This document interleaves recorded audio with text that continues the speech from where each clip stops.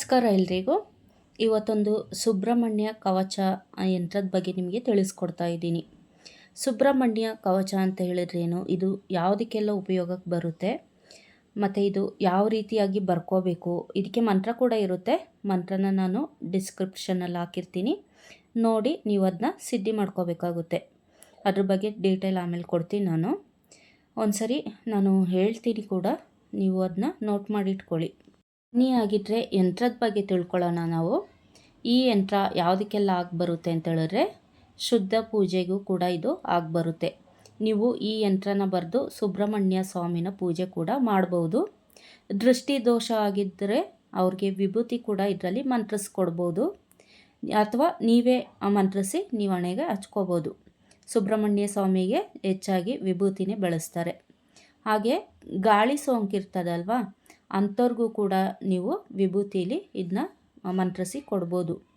ಇನ್ನು ದೆವ್ವಗಳನ್ನ ಓಡಿಸೋಕ್ಕೆ ಕೂಡ ಈ ಯಂತ್ರ ಬರುತ್ತೆ. ಈ ಮಂತ್ರ ಕೂಡ ಬರುತ್ತೆ. ಇದಕ್ಕೆ ಮಂತ್ರ ಕೂಡ ಇದೆ ಅಂತ ಹೇಳಿದ್ದೆ ಆಗಲೇ. ಆಮೇಲೆ ನೆಲದ ಮೇಲೆ ಹಾಕ್ತಾರೆ, ಅಂದರೆ ಗ್ರಹ ಬಡ್ದಿರುತ್ತೆ ಅಂತ ಹೇಳ್ತಾರೆ ಕೆಲವರು. ಅಂಥ ಸಂದರ್ಭದಲ್ಲಿ ಈ ಯಂತ್ರನ ನೀವು ನೆಲದ ಮೇಲೆ ಹಾಕೋಕ್ಕೂ ಉಪಯೋಗ ಇರುತ್ತೆ. ಅಂದರೆ ನೆಲದ ಮೇಲೆ ಈ ಯಂತ್ರ ಸುಮ್ಮನೆ ಈ ರೀತಿ ಬರ್ಕೊಳ್ಳೋದಲ್ಲ, ಅದಕ್ಕೆ ಬೇರೆ ವಿಧಾನಗಳಿರುತ್ತೆ. ಆ ವಿಧಾನ ಬೇಕು ಅಂತೇಳಿದ್ರೆ ಕಮೆಂಟ್ ಮೂಲಕ ತಿಳಿಸಿ. ಹಾಗೆ ಇನ್ನು ಯಾವುದೇ ಥರ ದೋಷಗಳಿರಲಿ, ಅಂಥ ದೋಷಗಳಿಗೆ ಇದರಲ್ಲಿರೋ ಅಂತಹ ಏನು ಮಂತ್ರ ಇರುತ್ತೆ ಅಲ್ವಾ, ಮಂತ್ರದಿಂದ ನೀವು ನೀರನ್ನ ಮಂತ್ರಿಸಿ ಅವರಿಗೆ ಕೊಡ್ಬೋದು, ಅಥವಾ ಅವ್ರ ಮುಖಕ್ಕೆ ಹಾಕ್ಬೋದು. ಈ ಥರ ಎಲ್ಲ ಮಾಡೋದ್ರಿಂದ ಇದು ತುಂಬ ಒಳ್ಳೆ ಪರಿಣಾಮವಾಗಿ ಕೆಲಸ ಮಾಡುತ್ತೆ. ಅವ್ರಿಗೆ ಯಾವುದೇ ರೀತಿ ದೋಷ ಇದ್ದರೂ ಕೂಡ ಅದು ನಾಶ ಆಗುತ್ತೆ, ಅಂದರೆ ಅದು ನಿವಾರಣೆ ಆಗುತ್ತೆ ಅಂತ ಅರ್ಥ ಕೊಡುತ್ತೆ.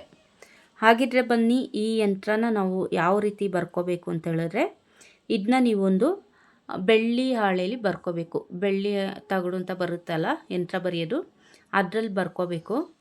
ನೀವು ಇದರಲ್ಲಿ ತುಂಬ ಚೆನ್ನಾಗಿ ಗಮನಿಸಿ, ಶರ ಹಣ ಭವ ಈ ಥರ ಇದೆ ಮೇಲೆ ಲೈನಲ್ಲಿ. ಅದೇ ಲೈನ್ನ ಕೆಳಗೆ ಹೋಗಿ ಓದಿದ್ರೆ ನೀವು ಶರ ಹಣ ಭವ ಈ ರೀತಿಯೇ ಇದು ಬರ್ಕೋಬೇಕು. ಮಧ್ಯದಲ್ಲೂ ಅಷ್ಟೇ ಯಾವುದೇ ಅಕ್ಷರಗಳು ತಪ್ಪಾಗಬಾರ್ದು. ನೀವು ಅದನ್ನ ಒಂದ್ಸರಿ ತುಂಬ ಸೂಕ್ಷ್ಮವಾಗಿ ನೋಡಿ, ಎಲ್ಲೆಲ್ಲಿಗೆ ಶರಹಣ ಭವ ಅಂತ ಸ್ಟಾಪ್ ಆಗಿದೆ ಅಲ್ಲಲ್ಲಿಂದನೇ ಅದು ನೆಕ್ಸ್ಟ್ ಅಕ್ಷರದಿಂದ ಸ್ಟಾರ್ಟ್ ಆಗಿರುತ್ತೆ.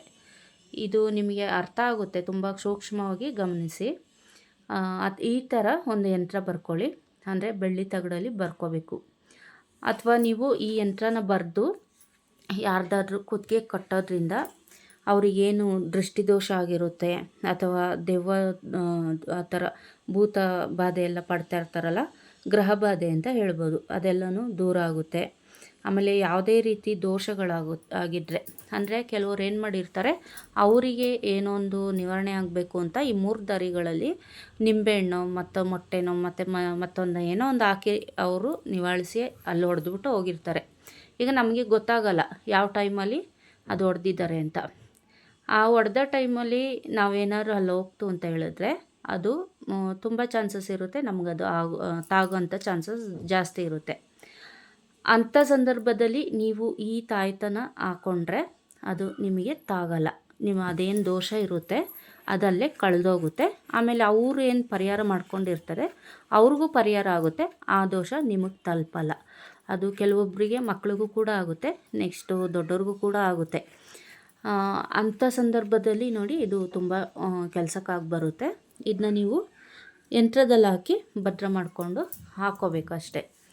ಹಾಕೊಳ್ಳೋದ್ರಿಂದ ನಿಮಗೆ ಆ ಸುಬ್ರಹ್ಮಣ್ಯ ಸ್ವಾಮಿಯ ಅನುಗ್ರಹ ತುಂಬ ಚೆನ್ನಾಗಿರುತ್ತೆ. ಇವಾಗ ನೀವು ಯಂತ್ರ ಬರೆಯೋಕ್ಕೆ ಒಂದು ಕಡ್ಡಿ ಅಂತ ಏನಾದ್ರು ರೆಡಿ ಮಾಡ್ಕೊಂಡು ಇಟ್ಕೊಂಡಿರ್ತೀರ.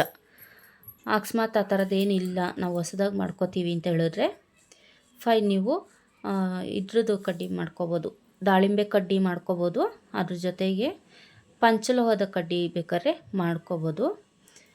ಅದು ಮಾಡ್ಕೊಳ್ಳೋದ್ರಿಂದ ಅದರಲ್ಲಿ ನೀವು ಅಕ್ಷರನ ನೀಟಾಗಿ ಬರ್ಕೋಬೋದು. ಅಂದರೆ ಅದು ಸಿದ್ಧಿಯಾಗಿರಬೇಕು. ಸುಮ್ಮನೆ ಅಲ್ಲಿ ಕಿತ್ಕೊಬಂದು ಇಲ್ಲಿ ಬರಿತೀವಿ ಅಂತ ಹೇಳಿದ್ರೆ ಆಗಲ್ಲ. ನಂತರ ಪಂಚಲೋಹದ ಕಡ್ಡಿ ಆಗಲಿ, ಬೆಳ್ಳಿದಾಗಲಿ, ಚಿನ್ನದಾಗಲಿ ಏನೇ ಮಾಡಿದ್ರೂ ಅದನ್ನ ನೀವು ಸಿದ್ಧಿ ಮಾಡ್ಕೊಂಡಿರಬೇಕು. ನಂತರನೇ ನೀವು ನೆಕ್ಸ್ಟ್ ಏನು ಯಂತ್ರಗಳೆಲ್ಲ ಬರಿತೀರ ಆ ಥರ ಬರ್ಕೊಳಕ್ಕಾಗೋದು. ಆಮೇಲೆ ಈ ಯಂತ್ರ ಬರಿಬೇಕು ಅಂತ ಹೇಳಿದ್ರೆ ಯಾವ ದಿನ ಬರಿಬೇಕು ಅಂತೇಳಿದ್ರೆ ಒಂದು ಶುದ್ಧ ಮಂಗಳವಾರದಲ್ಲಿ ಬರಿಬೋದು. ಯಾಕೆಂತೇಳಿದ್ರೆ ಸುಬ್ರಹ್ಮಣ್ಯನ ವಾರ ಯಾವುದು ಮಂಗಳವಾರನೇ ಆಗಿರುತ್ತೆ. ಆದ್ದರಿಂದ ಮಂಗಳವಾರ ದಿನಗಳಲ್ಲಿ ಬರಿಬೋದು. ಇನ್ನು ಯಾವ ಟೈಮಲ್ಲಿ ಬರೀಬೇಕು ಅಂತೇಳಿದ್ರೆ ಬೆಳಗ್ಗೆ ಆದರೂ ಬರಿಬೋದು ಅಥವಾ ಸಂಜೆ ಆದರೂ ಬರೀರಿ. ಯಾಕೆಂದರೆ ಬೆಳಗ್ಗೆ ಬ್ರಾಹ್ಮಿ ಮುಹೂರ್ತ ಇರುತ್ತೆ, ಸಂಜೆ ಗೋಧೂಳಿ ಮುಹೂರ್ತ ಇರುತ್ತೆ. ಇದೆರಡು ಅತಿ ಶ್ರೇಷ್ಠವಾಗಿರುತ್ತೆ.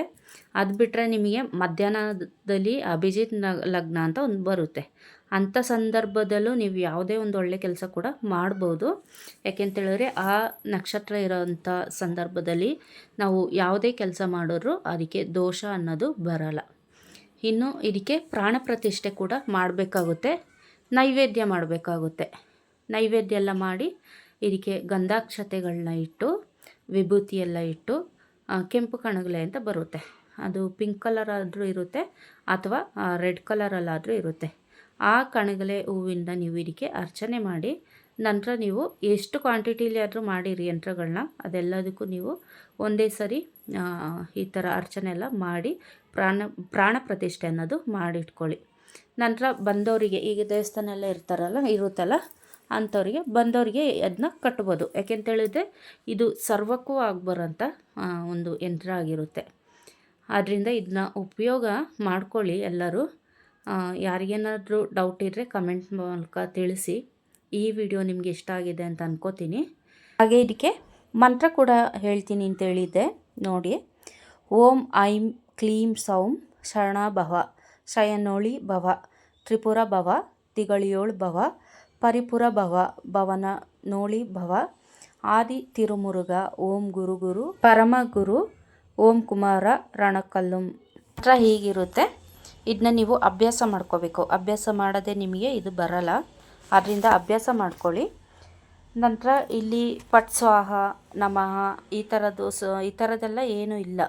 ರಣಕಲ್ಲಂ ಈ ಥರನೇ ಸ್ಟಾಪ್ ಆಗೋದು. ಇದ್ರ ಮುಂದೆ ಏನೂ ಇರಲ್ಲ. ನಿಮಗೆಲ್ಲೂ ಕನ್ಫ್ಯೂಸ್ ಆಗಬಾರ್ದು ಅಂತ ನಾನು ಇಷ್ಟೊಂದು ಡೀಟೇಲಾಗಿ ಹೇಳ್ತಾ ಇದ್ದೀನಿ. ಇನ್ನು ಯಾವ ದಿನಗಳಲ್ಲಿ ಈ ಮಂತ್ರನ ಸಿದ್ಧಿ ಮಾಡ್ಕೋಬೇಕು ಅಂತ ಹೇಳಿದ್ರೆ ನೀವು ಮಂಗಳವಾರದಿಂದ ಸ್ಟಾರ್ಟ್ ಮಾಡ್ಬೋದು ಅಥವಾ ಗುರುಪುಷ್ಯ ರವಿಪುಷ್ಯ ಅಂತ ಬರುತ್ತೆ, ಅಂಥ ದಿನಗಳಲ್ಲಿ ಸ್ಟಾರ್ಟ್ ಮಾಡ್ಕೊಳ್ಳಿ. ಅಥವಾ ಅಮಾವಾಸ್ಯೆ ಹುಣ್ಣಿಮೆಗಳಲ್ಲಿ ಸ್ಟಾರ್ಟ್ ಮಾಡಿಕೊಂಡು 1008 ಸರಿ ಜಪ ಮಾಡಬೇಕಾಗುತ್ತೆ. ನೀವು ಉತ್ತರ ಅಭಿಮುಖವಾಗಿ ಕೂತ್ಕೊಂಡು ಜಪ ಮಾಡಬೇಕು. ಬೆಳಗ್ಗೆ ಮಾಡಬೇಕಾ ಸಂಜೆ ಮಾಡಬೇಕು ಅಂತ ಹೇಳಿದ್ರೆ ಬೆಳಗ್ಗೆ ಮಾಡಿದ್ರೆ ತುಂಬ ಒಳ್ಳೆಯದು. ಅಥವಾ ನಿಮ್ಮ ಸಮಯ ಇರೋತ್ತಿಗೆ ನಿಮ್ಗೆ ಯಾವಾಗ ಸಮಯ ಸಿಗುತ್ತೆ ಅಂಥ ಸಮಯದಲ್ಲಿ ನೀವು ಮಾಡ್ಕೋಬೋದು.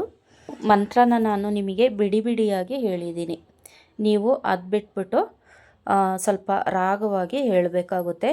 ಓಂ ಐಂ ಕ್ಲೀಂ ಸೌಂ ಶರಣಭವ ಶಯನೋಳಿ ಭವ ತ್ರಿಪುರ ಭವ ತಿಗಳಿಯೋಳಿ ಭವ ಪರಿಪುರ ಭವ ಭವನೋಳಿ ಭವ ಆದಿ ತಿರುಮುರುಗ ಓಂ ಗುರು ಗುರು ಪರಮ ಗುರು ಓಂ ಕುಮಾರ ರಣಕಲ್ಲಂ ರೀತಿಯಾಗಿ ಹೇಳ್ಕೊಳ್ಳಿ. ಅಂದರೆ ಇದೇ ರೀತಿ ಅಂತ ಏನಿಲ್ಲ, ಇದನ್ನ ನೀವು ಸ್ವಲ್ಪ ಇನ್ನೂ ದೀರ್ಘವಾಗಿಯೇ ಹೇಳ್ಕೊಬೋದು. ನಮ್ಮದು ವಾಯ್ಸ್ ಎಷ್ಟಿರುತ್ತೆ ನಾವು ಅಷ್ಟೇ ಹೇಳಿರ್ತೀವಿ. ನಿಮ್ಗೆ ಇಷ್ಟ ಆದರೆ ಕೇಳಿ ಅಥವಾ ನೀವು ಇನ್ನೂ ರಾಗವಾಗಿ ಹೇಳೋದಾದರೆ ಹೇಳಿ. ಇದನ್ನ ನೀವು 1008 ಸರಿ ಜಪ ಮಾಡಬೇಕು ಅಂತ ಈಗಾಗಲೇ ಹೇಳಿದ್ದೀನಿ. ಇದನ್ನ ಸಿದ್ಧಿ ಮಾಡಿಕೊಂಡು ನೀವು ಈ ಯಂತ್ರವೊಂದನ್ನು ರೆಡಿ ಮಾಡಿ ನೀವು ಯಾವುದೇ ರೀತಿಯಾದ ಸಮಸ್ಯೆಗೂ ಕೂಡ ಇದು ಆಗಬರುತ್ತೆ ಅಂತ ಹೇಳಿದ್ದೀನಿ. ಇದು ದೆವ್ವ ಓಡಿಸೋಕ್ಕೂ ಕೂಡ ಆಗಬರುತ್ತೆ. ಆದ್ದರಿಂದ ಈ ಮಂತ್ರನ ನೀವು ಕಲ್ತ್ಕೊಳ್ಳಿ, ಹಾಗೆ ಯಂತ್ರನ ಸಿದ್ಧಿ ಮಾಡ್ಕೊಳ್ಳಿ. ಈ ವಿಡಿಯೋದಲ್ಲಿ ಇಷ್ಟು ವಿಷಯ ಆಗಿರುತ್ತೆ. ಇದು ನಿಮಗೆ ಉಪಯೋಗ ಆಗುತ್ತೆ ಅಂತ ಅಂದ್ಕೊಂಡಿದ್ದೀನಿ. ಉಪಯೋಗ ಮಾಡ್ಕೊಳ್ಳಿ. ಯಾಕೆಂತೇಳಿದ್ರೆ ಇಂಥದ್ದೆಲ್ಲ ತುಂಬ ಅಪರೂಪ ಆದಂಥದ್ದು. ಸಿಕ್ಕಿದಾಗ ಇದರ ಉಪಯೋಗ ಪಡ್ಕೊಳ್ಳಿ ಅಷ್ಟೇ. ಹಾಗೆ ಯಾರೆಲ್ಲ ಈ ವಿಡಿಯೋ ನೋಡ್ತಾ ಇದ್ದೀರಾ ಹೊಸಬ್ರಾಗಿದ್ದರೆ ನಿಮಗೆ ಇಷ್ಟ ಆಗಿದ್ದರೆ ವಿಡಿಯೋ ಸಬ್ಸ್ಕ್ರೈಬ್ ಮಾಡ್ಕೊಳ್ಳಿ. ಹಾಗೆ ಯಂತ್ರಗಳಲ್ಲಿ ಯಾವ ವಸ್ತುಗಳನ್ನೆಲ್ಲ ತುಂಬಬೇಕು, ತಾಯತನ ಯಾವ ರೀತಿಯಾಗಿ ರೆಡಿ ಮಾಡ್ಕೋಬೇಕು, ನಾವೇ ರೆಡಿ ಮಾಡ್ಕೋಬಹುದು ಅಂತ ನಾನು ಈಗಾಗಲೇ 2 ವಿಡಿಯೋಗಳನ್ನ ಹಾಕಿದ್ದೀನಿ. ಅದು ಪಾರ್ಟ್ 1 ಪಾರ್ಟ್ 2 ಇದೆ. ಅದನ್ನ ಚೆಕ್ ಮಾಡ್ಕೊಳ್ಳಿ. ಅದರಲ್ಲಿ ಕಂಪ್ಲೀಟ್ ಡೀಟೇಲಾಗಿ ಹೇಳಿದ್ದೀನಿ. ಹಾಗೆ ಮಂತ್ರಸಿದ್ಧಿನೂ ಕೂಡ ಯಾವ ರೀತಿಯಾಗಿ ಮಾಡ್ಕೋಬೇಕು ಅಂತ ಕೂಡ ಅದನ್ನೂ ಕೂಡ ಇನ್ನೊಂದು ವಿಡಿಯೋದಲ್ಲಿ ತಿಳಿಸಿದ್ದೀನಿ. ಓಲ್ಡ್ ವೀಡಿಯೋಸ್ಗೆಲ್ಲ ಹೋದರೆ ನಿಮಗೆ ಸಿಗುತ್ತೆ ಅದನ್ನೆಲ್ಲ ನೋಡಿಕೊಂಡು ನೀವು ಅದನ್ನ ಕಲ್ತ್ಕೋಬಹುದು. ಇದು ಯಂತ್ರನ ಯಾವ ರೀತಿ ನಾವು ಸಿದ್ಧಿ ಮಾಡ್ಕೋಬೇಕು ಅನ್ನೋದು ಕೂಡ ಇರುತ್ತೆ. ವಿಡಿಯೋ ನಿಮಗೆ ಇಷ್ಟ ಆಗಿದ್ದರೆ ಲೈಕ್ ಮಾಡಿ, ಶೇರ್ ಮಾಡಿ, ಹಾಗೆ ಸಬ್ಸ್ಕ್ರೈಬ್ ಮಾಡೋದು ಮರಿಬೇಡಿ. ಮುಂದಿನ ವಿಡಿಯೋದಲ್ಲಿ ಹೊಸ ವಿಷಯದೊಂದಿಗೆ ಸಿಗೋಣ. ಅಲ್ಲಿವರೆಗೂ ಧನ್ಯವಾದಗಳು.